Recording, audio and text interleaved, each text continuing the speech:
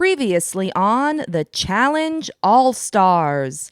I scolded the cast for scooching across a balance beam.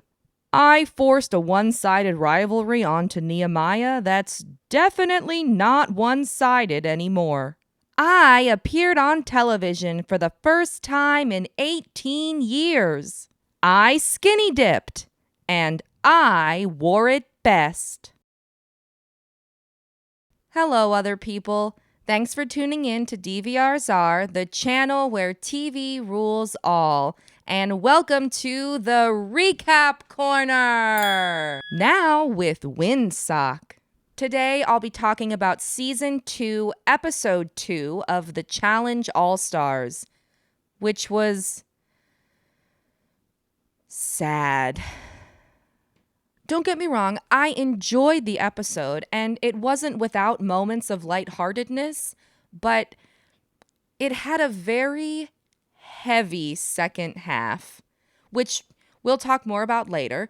But first, let's talk about the first half. Everyone speculates about which 4 people Derrick, Kay, and Jody are going to nominate for possible elimination. Right away, we're reminded of the brewing pseudo-rivalry between Derrick and Nehemiah, only this time it's Janelle and Janae who are talking about it, which immediately makes it like 10 times more real. It's like when I tell people that I'm going to turn my love of griping about television into a career, I'm mostly just talking out my ass. But if someone else tells people that I'm going to turn my love of griping about television into a career, it's easier to find credence in it since the information is coming from a neutral third party. Because Nehemiah and Ayanna performed the worst in last episode's mission, we already know that they're going into elimination. Derrick and Jody ask them both who they'd want to compete against. Ayanna names no names because she doesn't know anyone well enough to pinpoint their strengths or weaknesses, and also because she genuinely doesn't seem to care who her opponent is. If another cast member said that, I might think they were trying to avoid making enemies, but Ayanna seems to really mean it. It's pretty unusual for someone in a modern challenge season to adopt this sort of philosophy. Most people do what Nehemiah does, which we'll talk about in a minute. The last thing I want to say about Ayanna is that her lack of concern about who's in the arena against her makes her kind of a wild card amongst the cast, which really makes me want to see her in power. Unpredictable people with power make the best episodes of reality television. Now let's talk about Nehemiah. He has pretty much the exact opposite response to Ayanna's. He knows exactly who he wants to compete against, he has a specific reason why, and he also offers a backup option in case Derrick and Jody can't accommodate his first choice. And who is that first choice, you might ask? Why, it's Ryan. It's Ryan. And the reason he wants to compete against Ryan is because Nehemiah beat him in elimination before. Once. In 2008. Nehemiah's second choice is Derrick C. So the person he most wants to compete against is the least muscular guy in the cast. And the person he second most wants to compete against is the second least muscular guy in the cast. That's probably a coincidence, right? Next, we see Steve poke fun at Derrick K's outfit, followed by Tina and Kendall. I'm irrationally bothered by this sequence because first, Tina says Derrick's outfit looks like something a retiree in Key Largo would wear. Then right after, Kendall calls it clothing she'd buy her toddler.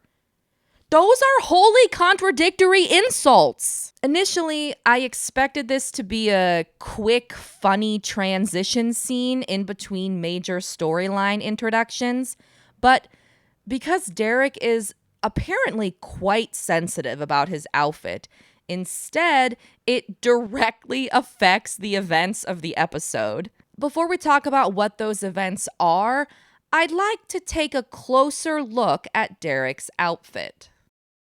Not like that.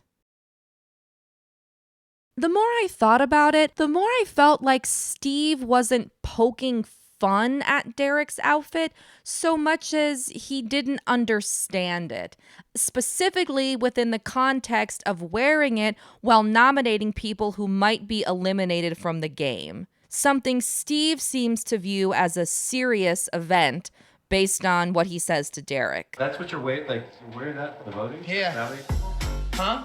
Right, is that like comic relief when you're nominating for people who want it? No, this is not comical relief. Is this supposed to be, does this look funny? At first, I thought Steve's opinion was probably informed by the fact that he last appeared on the challenge in 2003.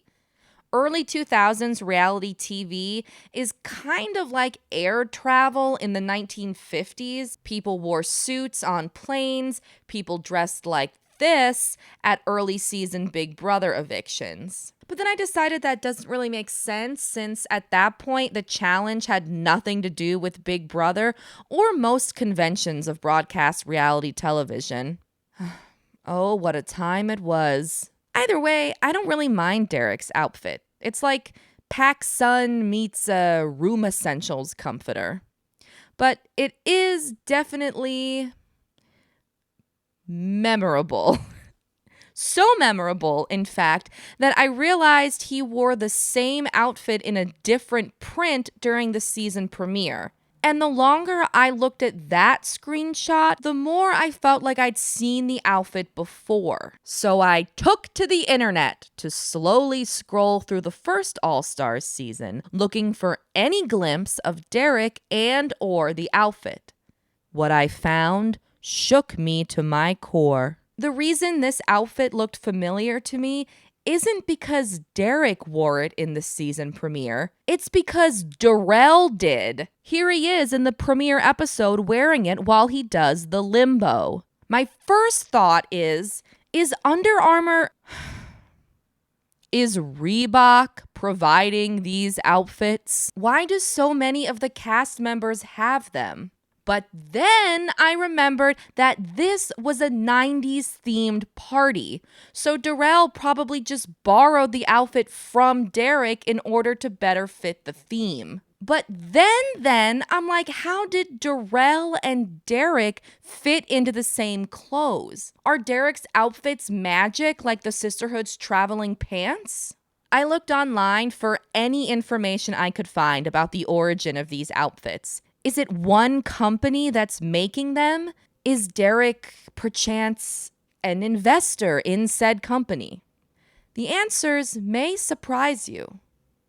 One day, should you ever learn them, because I couldn't find out a damn thing. And the more I looked for information about these outfits, the more I realized that none of this matters.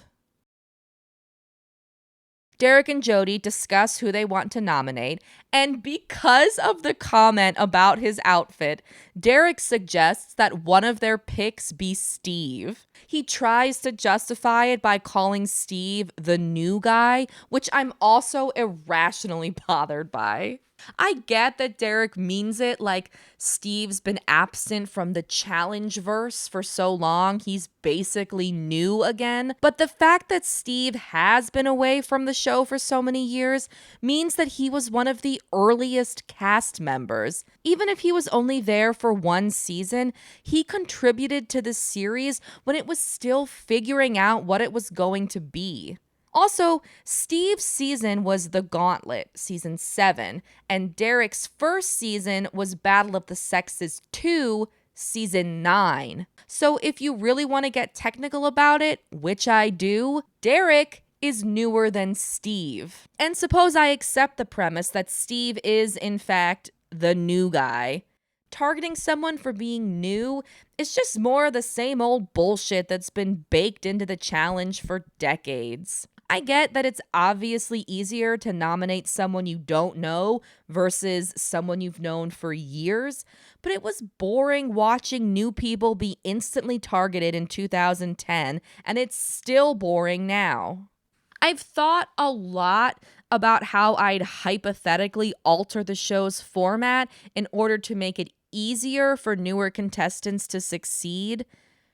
And honestly, I can never think of anything viable, largely because as soon as most cast members aren't considered new anymore, they immediately start targeting the new people. It's a freaking conundrum. Derrick also says that, especially this early in the season, people are looking for any reason to nominate someone, which is something you'll hear relatively often on reality competition shows with a voting for who gets eliminated element. But when people say that, I don't think they mean literally any reason. Like, it still has to connect to the gameplay somehow, usually via a personality conflict with a large amount of the cast. Derrick using Steve's confusion about his outfit as justification for targeting him isn't a looking for any reason situation. It's just another one-sided rivalry Derrick's created for himself. Also, I noticed that throughout this segment, Jody delivers almost all the confessionals explaining what she and Derrick are planning and why, while Derrick leads the majority of their actual discussion about who to nominate. I'm going to baselessly guess that Jody's in the interview chair more because the producers think she's a better speaker than Derrick, and that Derrick controls their discussion because he's appeared on a lot more challenges a lot more recently than Jody has. After they finish debating, Derrick says this: I might be the best human chess player that's ever lived. Impeccable social and political gameplay. Then this: Someone's gonna get hurt, and I might be the one looking like the damn devil at the end of this. all in one confessional. Couple of thoughts. First, when he calls himself the best human chess player that's ever lived, for some reason, I thought he meant that he's the best chess player who is also a human. Like, there are bird chess players and lizard chess players who are better, but Derrick's the best human chess player. And I thought that was such a silly, funny thing to say until I realized many minutes later that Derrick actually means he's good at using other humans as if they're chess pieces. Sorcerer's Stone, or my preferred human chess reference, Dean Pelton style. All in all, it was a good reminder that when you think someone else said something stupid, it's important to double check and make sure that the stupid thing isn't actually something you thought of. As for the rest of his confessional, it's all one big contradiction. If you really were an impeccable social and political player, then there's no way you'd be seen as the devil after having to nominate people for elimination. Because you would have the social and political abilities to deftly navigate the situation. And does Derrick do that? No, he doesn't. So the nominees are Steve, Derrick C., Leah, and Casey. We already talked about Steve. Derrick C. is chosen because Derrick K. wants to help Nehemiah but isn't willing to nominate Ryan. Leah's picked because she has the least amount of pre-existing relationships with other cast members. And from what I can tell, Casey is chosen basically as a burn vote, only it's a nomination instead of a vote. Is a nomination also a vote? Most people aren't outraged at the nominations, but Derrick and Jody have a decent amount of damage control to do. Steve thinks being nominated over the outfit thing is petty, and Leah's annoyed that her disconnectedness from the challenge community is the only reason she was picked. But the biggest reaction, the one my stream cut to commercial after, comes from Nehemiah, who feels betrayed after Ryan isn't nominated, which I don't really understand. As far as we saw, Derrick didn't promise to nominate anyone Nehemiah asked him to. And even though his first choice opponent wasn't picked, his second choice was. And he ends up getting to compete against him in the elimination. All in all, it works out pretty well for Nehemiah. But it seems like this rivalry between him and Derrick is going to be a big storyline, at least early in the season. So up the escalation escalator they go. Does it make sense narratively? Who cares? While Nehemiah is engaged in a classic reality TV trope, getting your feelings out while exercising with a punching bag, Brad reminds him that just because the mission that landed him in the arena was played in pairs doesn't mean the elimination will be. I'm just going to leave this picture of 4 shadows here and tell everyone to remember what Brad said. Of all the upset parties, the one Derrick, Kay, and Jody are most concerned with consoling is the Real World Cancun Alliance, who are obviously upset that Derrick C's been nominated.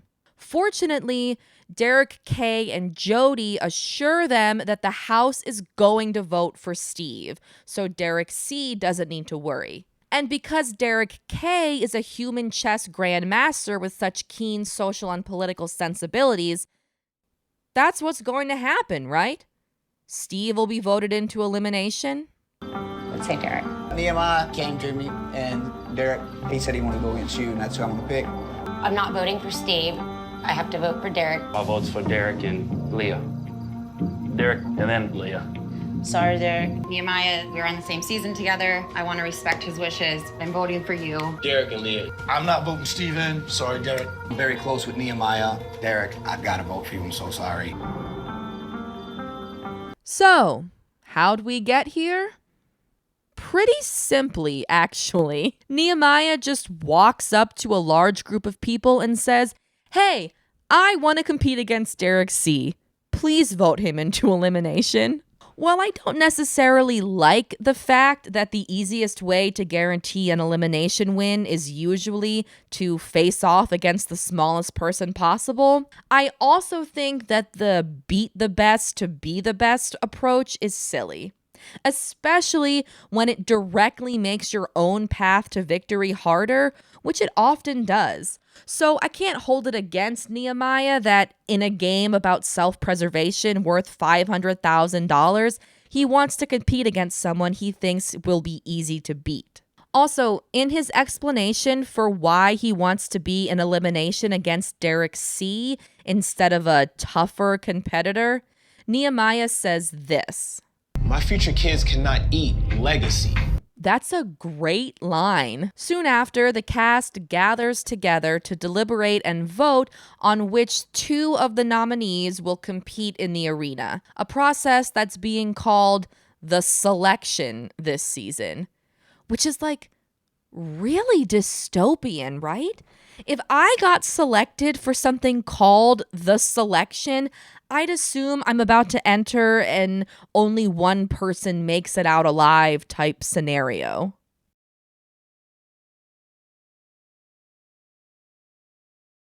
Nehemiah is questioned by the Real World Cancun Alliance about his desire to face Derrick C in elimination. He explains that he's approaching this season more business-mindedly after playing with his heart on his sleeve for the last 6 seasons caused him nothing but heartbreak and tears and won him no money. I'm really confused by this. Partly because Nehemiah did win money on Gauntlet 3, $50,000, and partly because this current All-Stars season is his 6th challenge season. So how can he know if it's going to end in heartbreak and tears or not? Unless... did Nehemiah spoil the season for himself before arriving to film it? So now it's time to vote, and as we've already seen, Derrick C and Leah get the most, despite Derrick K and Jody's confidence that Steve would be voted in handily. A lack of understanding of gameplay politics is right in line with how both Derrick K and Jody used to approach challenges. Derrick was never a strategic player and spent several seasons, specifically 2 of the 3 he won, just quietly doing whatever the JEK Alliance wanted. And Jody won so much, especially during the duel, that she rarely had to worry about politicking. That neither of them ever grasped this aspect of the challenge is very evident by the end of this first vote. Derrick C loses by 5. It's not even close, and multiple people cite Nehemiah's request to compete against him as their reason for voting for him. Did Derrick K ever try the same thing? Did he ever ask anyone to vote for Steve? Because based on the footage we see, it seems like he and Jody just kind of thought it would happen. After the vote, Nehemiah and Ryan get into a brief back and forth. Ryan reveals that Nehemiah promised not to target him, and Nehemiah's response is this. Yeah, I said that before we knew the game, and I said that you and Your Tech word are is the your only word. 2 Your people word that is I've your gone word, bro. against, and that's why I Your word feel is- comfortable going against. So it is what it is. It is. 500,000. No, you- How often do we talk? Thank you. I'm a little surprised the cast doesn't make more out of this exchange because Nehemiah does admit that he broke his word to Ryan, and the status of their real-life friendship is totally irrelevant. In comparison, Derrick C and Leah, the people who were actually voted in, are much calmer. Leah's response is one of the funniest quotes of the episode. There's nothing I can do. I didn't spend the last 17 years or even 3 months reaching out to all of these people to try to form all these friendships so we could say, oh, remember that TikTok I sent you? I need to get on Instagram more and start liking you guys' photos? What the fuck? Do I have to start sending you fuckers Christmas cards? And Derrick finds strength in his real-world Cancun alliance plus Ryan, who's a great addition to their group. And right now, except for Darrell, those are the people I'm most rooting for. Wow, what do you know? I like the underdogs. How original.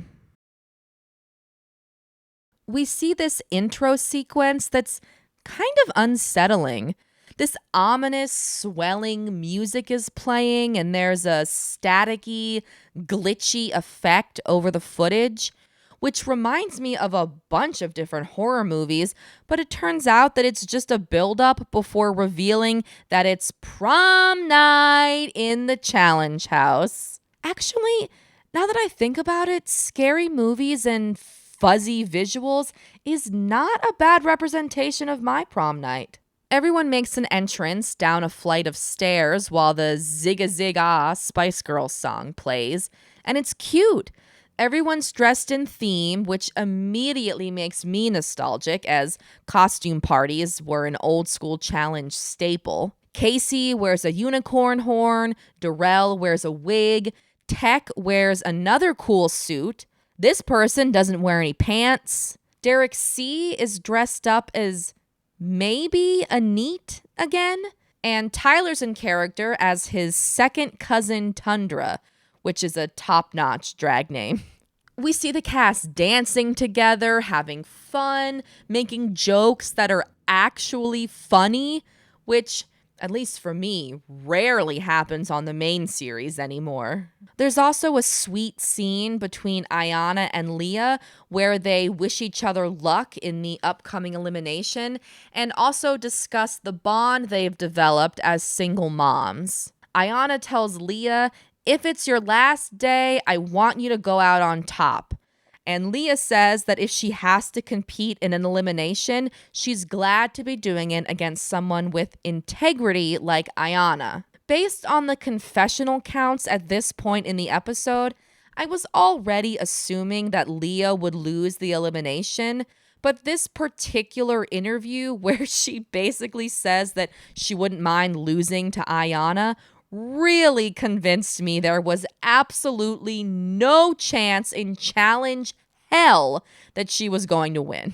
So, remember at the beginning of this recap, I mentioned that the episode has a heavy second half? Well, we've reached the second half, and before we go any further, I want to quickly say that this next part of the recap includes mentions of suicide. So if that's not something you want to engage with, you can skip ahead here to this timestamp. Thanks. As the cast enjoys their prom, Janae intuits that there's something weighing on Derrick C. Via confessional, he reveals that the day before he left to film All Stars, he found out that his younger sister died by suicide, which is obviously incredibly sad. I also think overall the episode handles this information pretty poorly. It cuts to commercial while an uncertain piano note rings out right after Derrick tells us what happened to his sister, which I thought was an incredibly exploitative and sensationalistic editing choice. After the ad break, it's the next morning. Derrick shares more about his sister with Janae, Jasmine, and Ryan. And in another confessional, he talks about how badly he wants to win to remain in the game, so he doesn't feel like the decision to be away from his family at such a harrowing time was made in vain. And yeah, it's a really heartbreaking segment. And I hope Derrick C and his family are doing well now. We arrive at the arena. I really like its design. It's got the same light summer camp energy that the name placards we saw earlier have. It's got this cool slanted roof that says the challenge on it. And it's got these little entryways the participating cast members come out of when the elimination is about to start, which not only adds another layer of drama to an already dramatic event, but they also remind me of the cages that were used similarly in Inferno 2, and I've always liked those. I want to highlight the way Ayanna makes her entrance because there's something about the way she runs in, like really high-kneed and energized, that got me amped up to watch the elimination, despite the fact that I so desperately wish no one would leave for the entire season. Right away, TJ announces that the elimination will be played in 2 rounds, one for the men and one for the women. Just like Brad speculated earlier. Thanks, foreshadowing. Also, I really like this formatting decision. That way, if you end up with a partner or on a team you don't like working with during a mission and you end up in last place, at least you'll have the opportunity to compete by yourself in the arena where it matters most. The elimination is called Dead Weight. There are 6 coffins in the arena, 3 for each person competing. A chain is attached to the inside of each coffin, all of different lengths. One chain is immediately accessible to the players. In order to use the other 2, a puzzle must be solved first. Next, players use the chains to drag the coffins, each of which weighs 300 pounds, across the arena until the end of the chain is able to fit around a pole. First player to place all 3 of their chains around a pole wins. I'm not saying any of it was done maliciously or even actively done at all, but it's extremely unfortunate timing that Derrick C, who is reeling from a very, very recent family death, now has to compete in an arena with the word dead in its title that features opening coffins and dragging them around. The elimination itself is okay. From a design standpoint, it looks really difficult, which I like. But from an editing standpoint, we don't get much of an explanation about the puzzles. We don't even get a full unobstructed shot of them. There's this one where you have to count all the fours on the phone screen. And then there's this one where you have to figure out what numerical value corresponds to each symbol. I think the men's heat is the more suspenseful of the two. Both performances are impressive, and after being behind the entire time, Derrick C almost mounts a comeback. The operative word, unfortunately, being almost, after Nehemiah struggles with one of the puzzles, but the star of the segment is Ayanna. She's the only person with the right technique for pulling the coffin chains. She pulls like this over her shoulder, while the other three all attempt this same yanking maneuver that makes no sense to me. Even if Ayanna didn't have a superior strategy, she still would have smoked Leah, who has a lot of equipment-based struggles that we don't usually see people experience. First, she can't get the door off one of her coffins, and then she doesn't figure out how to use the hooking mechanism on her chain until Ayanna is already 2/3 of the way done with the entire elimination. In my recap last week, I speculated that Ayanna might be an early eliminee after her poor showing during the mission, but boy, did this elimination make me feel like a jackass for saying that. There is no way she didn't convince every single person in the cast that they don't want to face her in an arena. I mean, watching her haul these massive, heavy coffins through the sand like it's nothing was incredible. Even more so was the way she celebrated her victory. Powerful as fuck! Powerful as fuck! Powerful as fuck! Powerful as fuck! That word! Afterwards, she helps Leah drag the rest of her coffins through the sand so she could also finish the elimination, which was a smidgen schmaltzy for my personal taste. It reminded me of the times on Survivor when Jeff makes a huge deal out of someone finally making it across a balance beam, or, I don't know, catching a ball at the end of a ropes course.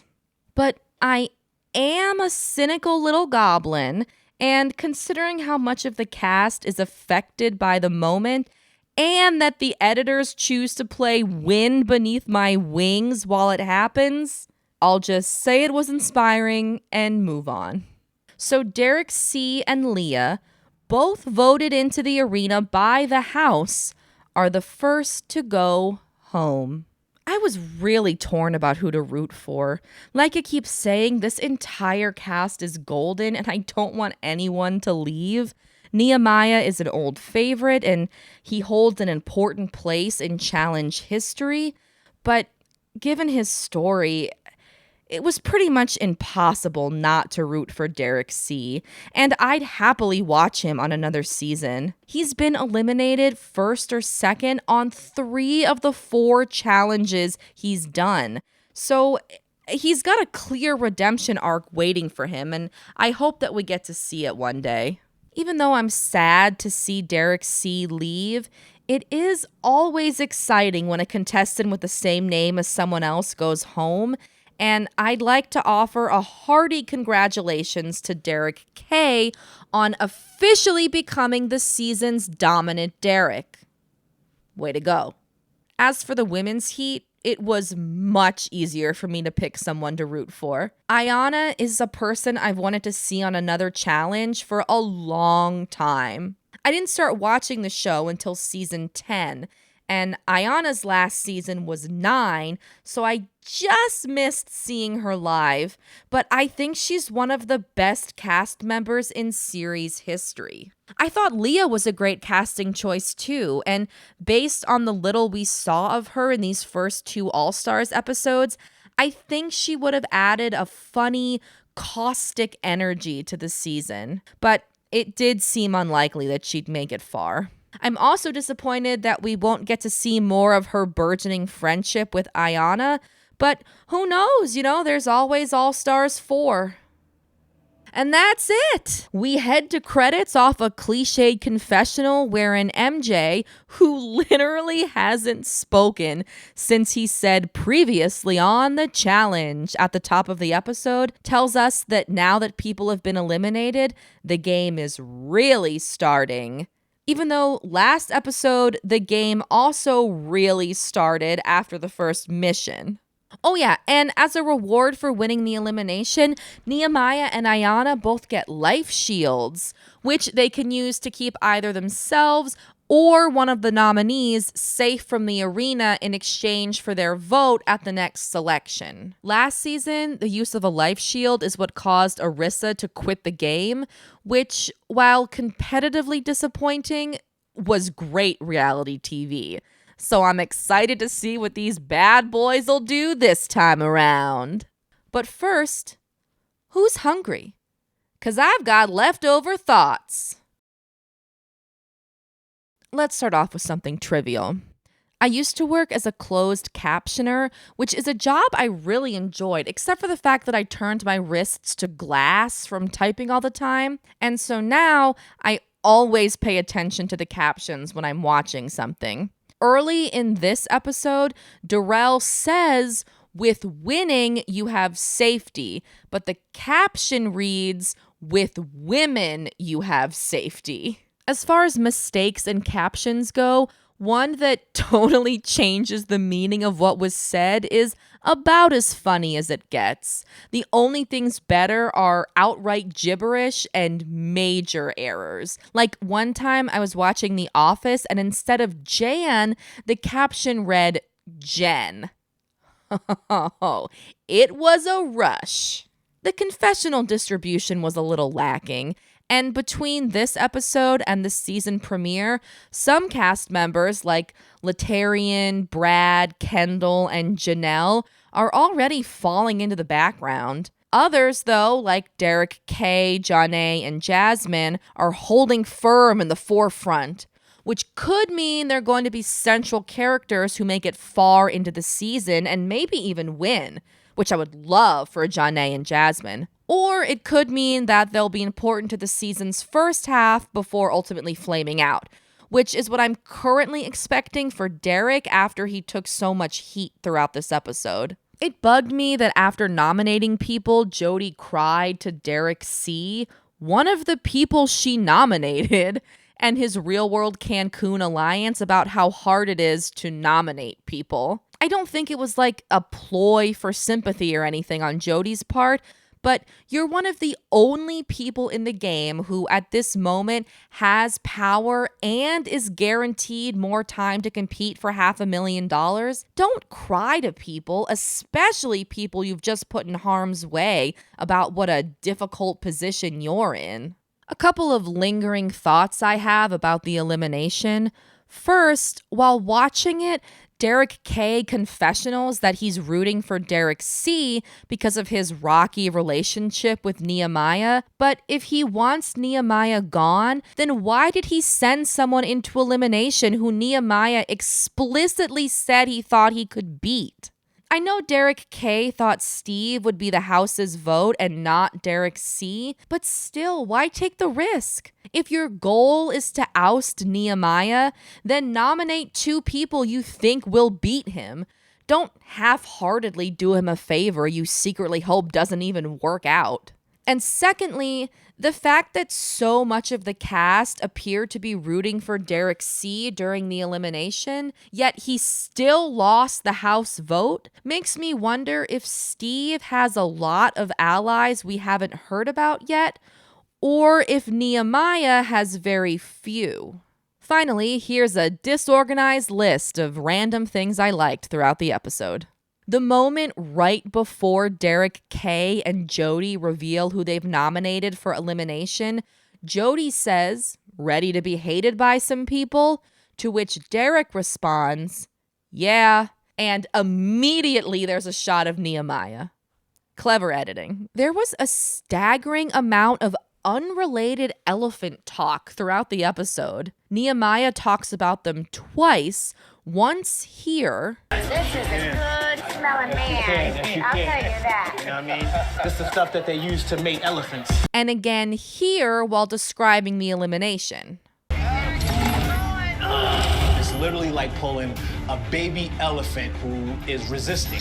Then later, Darrell also describes the elimination by way of elephants. I mean, you look at Nehemiah, he over there look like he pulling elephants. Not important, just, kind of weird. And also a little delightful.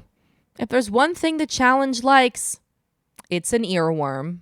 I thought it was really funny that Nehemiah's pre-arena speech to camera included him saying it was time to do what he does best, when prior to this episode, he was 3-3 in eliminations. This shot of TJ tacked on to the end of the reactions to Ayanna helping Leah finish the elimination montage, while Wind Beneath My Wings is still playing, was my favorite moment from the episode. Is it just me, or does he look really bored? Also, this other shot of Janae and Jasmine immediately after Derrick sees elimination loss.